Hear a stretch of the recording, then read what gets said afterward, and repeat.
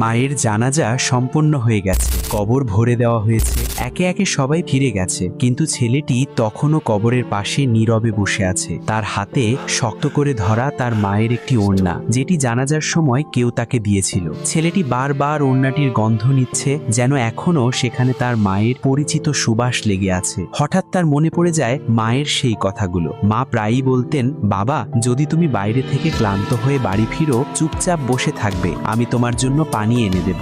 আজও সে খুব ক্লান্ত, কিন্তু আজ তার জন্য পানি এনে দেওয়ার মতো কেউ নেই। এই ভাবনাটা মনে আসতেই ছেলেটির চোখ ভিজে যায়। কাপা কণ্ঠে সে বলে ওঠে, মা, তুমি তো বলেছিলে আমি বড় হয়ে গেলে তুমি বিশ্রাম নেবে, কিন্তু এত তাড়াতাড়ি কেন চলে গেলে? তার কথা শেষ হতেই চারপাশের কবরস্থান যেন আরো নিস্তব্ধ হয়ে যায়। ছেলেটি ওড়নাটি বুকে জড়িয়ে ধরে খুব ধীরে ফিসফিস করে বলে, মা, তুমি চিন্তা করো না, এখন থেকে আমি নিজের যত্ন নিজেই নেব। কয়েক মাস কেটে যায়, মানুষ লক্ষ্য করতে